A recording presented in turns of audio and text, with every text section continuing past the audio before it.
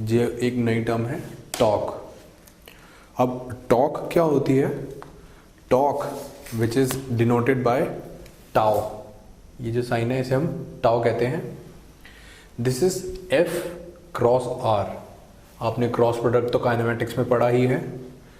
अब cross product देखने के लिए या टॉर्क की डायरेक्शन, टाउ की डायरेक्शन देखने के लिए हम right hand thumb rule use करते हैं, जिसके अंदर की फोर्स की डायरेक्शन अगर ये है तो हम हाथ को उसके अलोंग बेंड करते हैं, फिर रेडियस की डायरेक्शन की तरफ जाते हैं जो कि R1 है।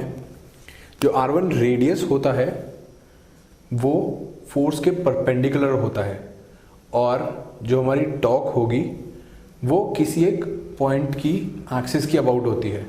जैसे कि F1 फोर्स की वजह से A पॉइंट पर, यानी A के अलाउंग कोई भी एक्सिस है तो उस पर कितना टॉर्क लग रहा होगा वो हम कैसे पता करेंगे? F cross R। तो जो टॉर्क लग रहा है वो मेरे थंब की डायरेक्शन में लग रहा है, जो कि out of the plane of the board है। This is torque tau one due to the force F1। अब अगर हम F2 की वजह से A के ऊपर टॉर्क देखें तो वो क्या आएगा? राइट हैंड थंब रूल से ऐसे इस डायरेक्शन में, और फिर R2 की तरफ जाता हुआ ऐसे। तो हमारी जो थंब की डायरेक्शन आई वो अंदर की तरफ आई, तो ये हुआ हमारा torque due to force F2। अब हम डिफाइन करते हैं इक्विलिब्रियम। इक्विलिब्रियम जैसे मैंने आपको पहले बताया कि किसी एक बॉडी पर जब एक्सेलरेशन 0 होती है तो वो बॉडी इक्विलिब्रियम में होती है। तो इसका मतलब है कि उसके ऊपर जो फोर्सेस x डायरेक्शन में है और जो y डायरेक्शन में है उनका सम 0 होगा। जैसे कि ये एक बॉडी है, अगर इस पे एक यहाँ पे लेट अस से कि F1 लगती है और ये F2 लगती है, तो अगर ये देखें कि इन दोनों का जो मैग्नीट्यूड है, लेट अस से कि ये F है और ये F है, तो ये बॉडी कहाँ जाएगी? ये कहीं नहीं जा पाएगी, क्योंकि दोनों तरफ से इक्वल फोर्स लग रही है। अगर हम देखें कि ये जो है ये डस्टर है, अगर हम इसको दोनों तरफ से इक्वल फोर्स से खींचे तो ये यहीं रुका रहेगा। तो ये जो है ये इक्विलिब्रियम में है। लेकिन अब ये तो हो गई आपकी एक्स एक्सिस के अलोंग, ऐसे ही एक वाई एक्सिस के अलोंग होगी। अब जैसे मैंने इसको पकड़ रखा है तो मेरा जो हाथ है वो इतनी फोर्स लगा रहा है जो कि उसके वेट के इक्वल है, इस डस्टर के वेट के इक्वल है। इस वजह से ये ना ऊपर जा पा रहा है ना नीचे आ पा रहा है। तो ये हो गया forces in y direction are also 0 summation. ये जो टर्म होती है समीशन कहलाती है। समीशन मतलब इसका सम प्लस इसका सम और वेक्टर्स में ऐड करने पर, तो वो भी 0 है। अब इक्विलिब्रियम के लिए एक और हमने टर्म डिफाइन करी, summation of tau, that is summation of torque about the axis is equals to 0। ये कब होगा? जैसे इस केस में हमने बताया कि इस फोर्स की वजह से जो टॉर्क आ रहा है टाउ1, ये आ रहा है F1 डॉट R1, और इस फोर्स की वजह से जो टाउ आ रहा है वो आ रहा है tau two is equals to F2 into R2 into. अब अगर F1 R1 is equals to F2 R2 होगा तो इस पॉइंट पर जो टॉर्क लग रही होगी वो 0 होगी।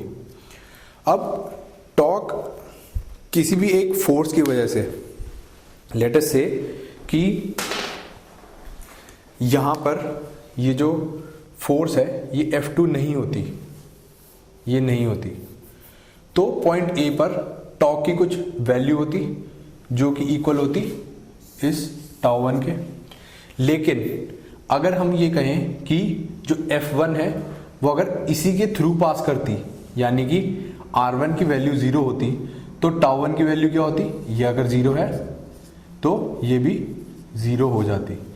तो इससे हम एक बहुत इंपॉर्टेंट कंसेप्ट पे आए कि अगर कोई फोर्स किसी एक पॉइंट से पास करती है तो उस फोर्स की वजह से जो उस पॉइंट पे टॉर्क आएगा वो 0 होगा। This is a very important concept and you should always remember this concept. This will be used in many of your problems. Now let us come to a very important and a very tough example from your booklet.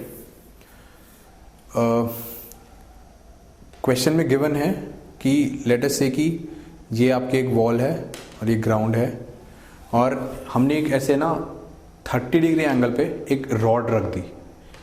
तो अब ये जो rod है ये हमारी equilibrium के अंदर है। अब इक्विलिब्रियम का अगर आपको याद हो तो मैंने आपको क्या बताया था कि forces in the x direction, let us से कि ये एक्स डायरेक्शन है तो इस डायरेक्शन के अंदर जीरो होनी चाहिए। Forces in the y direction should be zero, और जो बॉडी का टॉर्क है अबाउट एनी पॉइंट वो जीरो हो।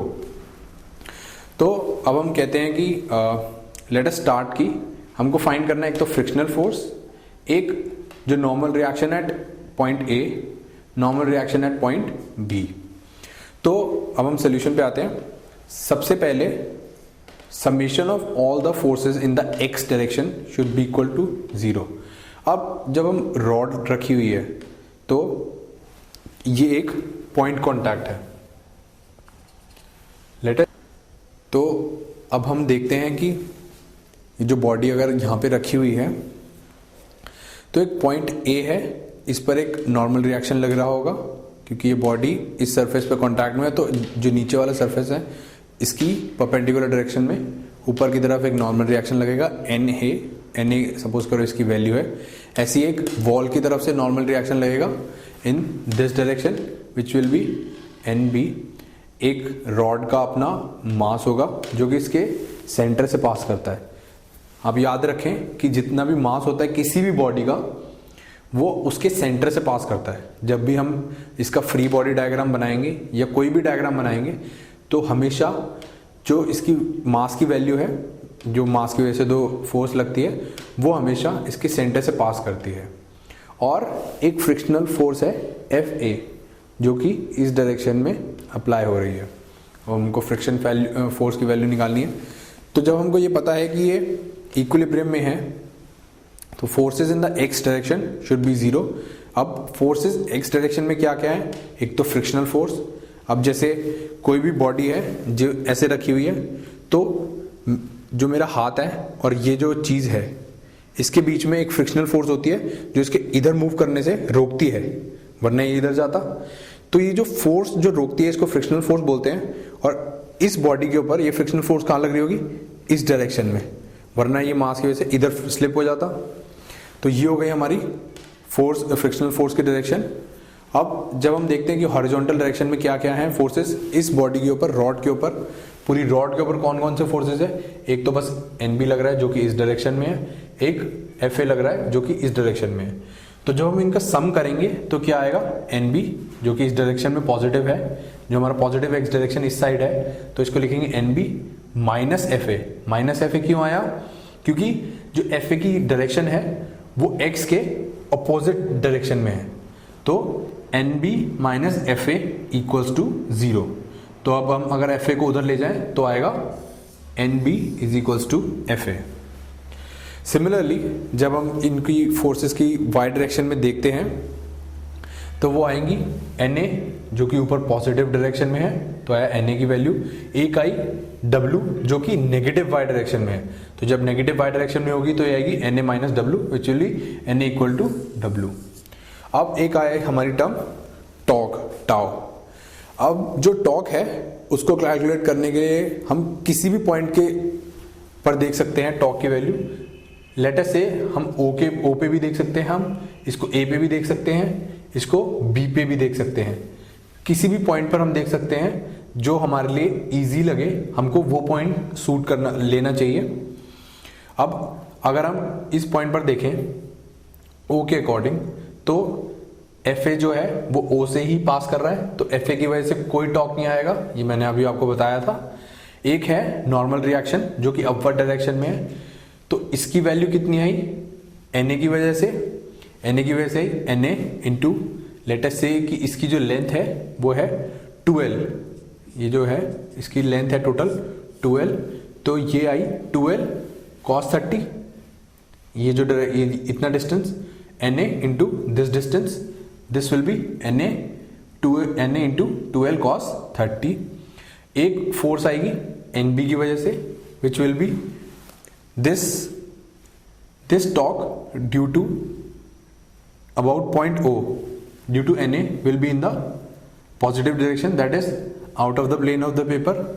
अब एन बी की वजह से ये नेगेटिव डायरेक्शन के अंदर आएगी क्योंकि एन बी ऐसे है और ये नीचे जाएगी इस डायरेक्शन के अंदर, एन बी इंटू दिस। तो ये कितनी वैल्यू है 2l इंटू साइन 30 ये, और ये negative into the plane of the paper है। जो भी टॉक की value into the plane of the paper होती है उसको नेगेटिव लिया जाता है, और जो out of the plane of the paper होती है उसको पॉजिटिव लिया जाता है। ऐसे ही अगर हम W की वैल्यू देखें, W जो कि नीचे है, नीचे की तरफ जा रही है, और इसका जो O से डिस्टेंस है वो इस साइड है, तो ये भी into the plane of the paper आई W इंटू, अब क्योंकि ये सेंटर से है तो इसका सेंटर कहां पर होगा, इसके L डिस्टेंस पे। तो अब जब हम इसको ये वाली देखेंगे कितनी डिस्टेंस है, तो ये आई L cos 30 जो कि है ये। तो अब हमने इसको सिंप्लीफाई कर दिया, cos 30 और sin 30 की वैल्यूज हमने डाली और L से L तीनों उसमें कट गया, तो हमारे पास फाइनली क्या बचा, √3 NA minus NB minus √3/2 W is equals to 0। अब जब हम इन तीनों इक्वेशंस को सॉल्व करेंगे, इन तीनों इक्वेशंस को अगर हम सॉल्व करेंगे तो हमारे पास फाइनली आएगा FA इक्वल्स टू √3/2 W। वो कैसे, NA की वैल्यू हम डालते हैं यहाँ पे W, तो और NB की वैल्यू डालते हैं FA। तो इसको अब अगर हम उधर लेके जाते हैं तो ये यहाँ पर बचेगा √3/2 W। सिमिलरली आप इसको कैलकुलेट कर सकते हैं।